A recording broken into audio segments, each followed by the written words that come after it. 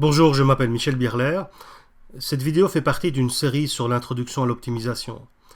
Nous allons voir une illustration de l'algorithme du plus court chemin sur un simple exemple. Nous considérons le réseau suivant qui a 4 nœuds et 6 arcs. À côté de chaque arc est marquée la longueur de l'arc. Et le but de l'exercice est de calculer les plus courts chemins partant de l'origine O, le nœud O à gauche, vers les 3 autres nœuds du graphe. Pour cela, nous allons appliquer l'algorithme du plus court chemin et nous allons décrire chaque itération de cet algorithme. Afin de détailler ce qui se passe dans chaque itération, nous allons répertorier dans ce tableau les différentes informations que nous allons générer à chaque itération. Donc la première colonne va représenter le numéro de l'itération. La deuxième colonne va contenir l'ensemble des nœuds que nous devons traiter, l'ensemble V des nœuds que nous devons traiter. Les colonnes suivantes correspondent aux 4 nœuds et vont contenir l'étiquette associée à ce nœud-là. Nous allons aussi noter dans cette colonne le nœud précédant le nœud courant dans le plus court chemin que nous avons calculé. Et la dernière colonne va identifier pour chaque itération le nœud que nous allons devoir traiter à l'itération suivante. Donc nous pouvons ici initialiser ce tableau pour l'itération 0 en considérant le nœud O qui est le nœud origine, et c'est le premier nœud que nous allons devoir traiter, donc nous l'insérons dans l'ensemble V qui est l'ensemble des nœuds à traiter. Nous initialisons également l'étiquette à 0, cela revient à mettre le comptage kilométrique à 0, et nous faisons ça dans le tableau également. Nous allons initialiser les étiquettes des autres nœuds, mais comme nous n'avons pas encore traité ces nœuds, nous allons initialiser les étiquettes à plus l'infini, pour DA, DB et DC. Enfin, pour aucun des nœuds, nous n'avons encore identifié de nœud précédent dans le plus court chemin, donc nous ne mettons rien à cet endroit-là dans le tableau. Nous sommes maintenant prêts à commencer la première itération de l'algorithme. La première chose à faire est de choisir quel nœud nous devons traiter lors de cette première itération. En l'occurrence, il n'y a qu'un nœud dans l'ensemble des nœuds à traiter, et nous allons donc traiter le nœud O. Traiter un nœud revient à analyser les arcs qui sortent de ce nœud et à vérifier les conditions d'optimalité pour chacun de ces arcs. Il y a 2 arcs qui quittent le nœud O, donc nous allons les traiter chacun à leur tour. Le premier arc est l'arc OA. Alors quand nous suivons cet arc, nous partons du nœud O pour lequel le compteur kilométrique est égal à 0 et nous faisons une distance de 3. Donc lorsque nous arrivons au nœud A, le compteur kilométrique est à 3. Cette valeur est bien entendu inférieure à la valeur de l'étiquette qui se trouve actuellement en nœud A, qui a été initialisée à plus l'infini. Donc nous modifions cette étiquette et nous la mettons à la valeur 3. Nous reportons cette valeur également dans la colonne correspondante du tableau qui répertorie toutes les informations de l'algorithme. Nous nous souvenons également que pour atteindre le nœud A, nous venons du nœud O, donc nous indiquons cela dans le tableau. Et nous ajoutons le nœud A à l'ensemble des nœuds à traiter. En effet, son étiquette a été modifiée, nous allons donc devoir traiter ce nœud. Nous traitons maintenant le deuxième arc qui sort du nœud O. Le compteur kilométrique au nœud O est égal à 0, nous faisons une distance de 1, donc lorsque nous arrivons au nœud B, le compteur kilométrique est à 1. Cette valeur est bien entendu inférieure à l'étiquette actuelle du nœud B. Nous mettons donc à jour l'étiquette du nœud B à la valeur 1 et nous reportons cette valeur dans le tableau également. Nous nous souvenons que pour atteindre le nœud B, nous venons du nœud O et nous ajoutons le nœud B dans l'ensemble des nœuds à traiter. Nous avons traité les 2 arcs qui émanaient du nœud O. Donc il n'y a plus rien à faire pour cette itération-ci. Pour les 2 colonnes qui n'ont pas été affectées, DO et DC, nous recopions simplement les informations de la ligne précédente. Et nous sommes prêts maintenant à commencer la deuxième itération. La première chose à faire est de choisir le nœud que nous allons traiter. Nous avons le choix entre A et B. Nous choisissons arbitrairement le nœud A parce que c'est le premier. Donc nous allons traiter le nœud A. Nous retirons donc le nœud A de l'ensemble des nœuds à traiter. Il ne reste pour le moment que le nœud B dans l'ensemble des nœuds à traiter pour la deuxième itération. Le nœud A a 2 arcs qui sortent du nœud. Donc nous allons traiter ces 2 arcs. Le premier, c'est l'arc AC. Alors à nouveau, nous partons d'un compteur kilométrique à 3. nous faisons une distance de 2, donc le compteur kilométrique lorsque nous arrivons au nœud C est égal à 5, ce qui est bien entendu inférieur à la valeur de l'étiquette actuelle qui est égale à plus l'infini. Nous mettons donc à jour l'étiquette du nœud C. Nous nous souvenons que pour atteindre le nœud C, nous venons du nœud A, et comme son étiquette a été modifiée, nous insérons le nœud C dans l'ensemble des nœuds à traiter. Le deuxième arc qui émane du nœud A est l'arc AB. Nous partons d'un compteur kilométrique égal à 3, nous faisons une distance de 1, donc lorsque nous arrivons au nœud B, le compteur kilométrique est égal à 4.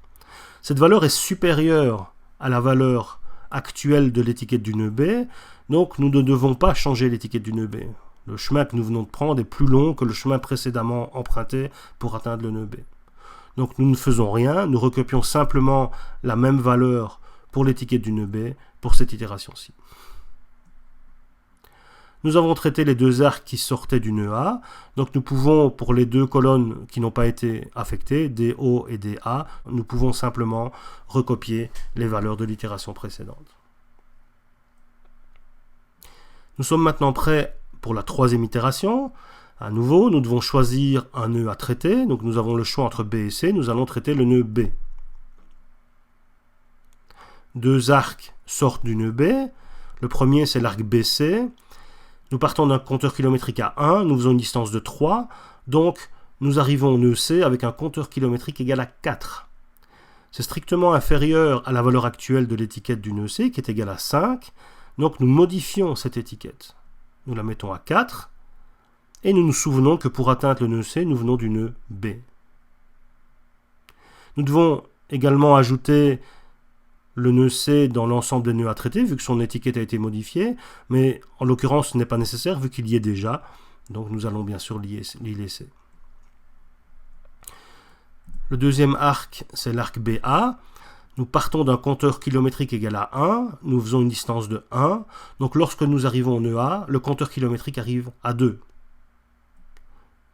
C'est strictement inférieur à la valeur actuelle de l'étiquette du nœud A, donc nous devons mettre à jour cette étiquette, elle va passer de 3 à 2. Nous en profitons pour nous souvenir que pour atteindre le nœud A, nous venons du nœud B, et comme l'étiquette du nœud A a été modifiée, nous devons insérer le nœud A dans l'ensemble des nœuds à traiter. Il n'y a plus d'autres arcs à traiter pour le nœud B, donc pour les deux colonnes qui n'ont pas été affectées, DO et DB, nous recopions simplement les informations de l'itération précédente. Nous pouvons maintenant commencer l'itération numéro 4. Nous choisissons comme nœud à traiter pour cette itération le nœud C, que nous retirons donc de l'ensemble des nœuds à traiter. Et ce nœud va être très simple à traiter vu qu'il n'y a aucun arc qui quitte le nœud C. Donc il n'y a absolument rien à faire pour cette itération. Nous nous contentons de recopier les informations de l'itération précédente. Donc le seul effet que cette itération a eu a été de retirer le nœud C de l'ensemble des nœuds à traiter. Nous pouvons commencer donc la cinquième itération. Ici nous n'avons pas le choix, il n'y a que le nœud A à traiter. Le nœud A a deux arcs qui le quittent. Lorsque nous suivons l'arc AB, nous partons d'un compteur kilométrique égal à 2 pour faire une distance de 1. Donc nous arrivons au nœud B avec un compteur kilométrique à 3. C'est plus grand que la valeur actuelle de l'étiquette du nœud B, donc nous ne changeons pas l'étiquette du nœud B.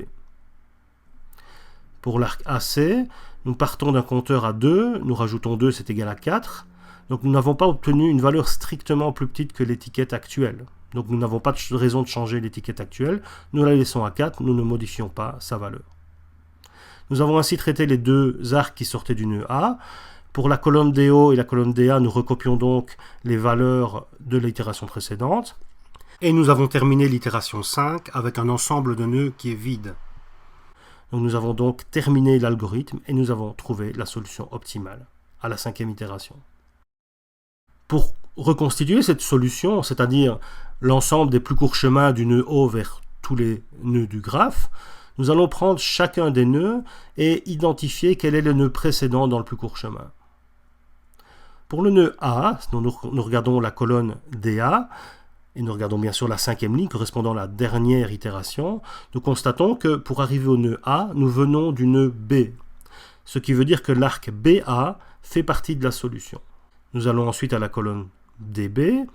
nous remarquons que pour atteindre le nœud B, nous devons venir du nœud O, ce qui fait que l'arc OB fait partie de la solution aussi. Pour le nœud C, nous devons venir du nœud B, donc l'arc BC fait partie de la solution. Et nous avons ainsi identifié les 3 arcs qui font partie de l'arbre des plus courts chemins partant du nœud O. Cet arbre est représenté par ce graphe-ci. Et donc sur l'interprétation, nous pouvons pour chaque paire de nœuds calculer le plus court chemin. Donc de O à B, évidemment, c'est simplement l'arc OB. De O à A, c'est le chemin qui va de O à B et de B à A, qui est de longueur 2, ce qui est aussi égal à l'étiquette du nœud A. Et pour aller de O à C, nous prenons le chemin qui va de O à B et de B à C, de longueur 4, qui est la valeur de l'étiquette au nœud C. Nous vous suggérons de refaire comme exercice une application de l'algorithme en utilisant maintenant la règle de Dijkstra pour le choix du nœud à traiter à chaque itération. Donc la règle de Dijkstra stipule que lorsque vous avez le choix entre plusieurs nœuds à traiter lors d'une itération, il faut choisir le nœud qui correspond à l'étiquette minimale. Appliquez cette règle dans le cadre de l'algorithme que nous venons de voir et comparez la performance de l'algorithme de Dijkstra que vous allez appliquer avec l'algorithme générique qui n'a pas cette règle que nous avons montré dans cette vidéo. J'espère que cette vidéo vous aura été utile. Pour plus d'informations sur l'optimisation, nous faisons référence au livre Optimization Principles and Algorithms, publié chez EPFL Press, et au site web optimizationprinciplesalgorithm.com, où vous pourrez trouver entre autres des codes associés aux algorithmes décrits dans l'ouvrage. Au revoir.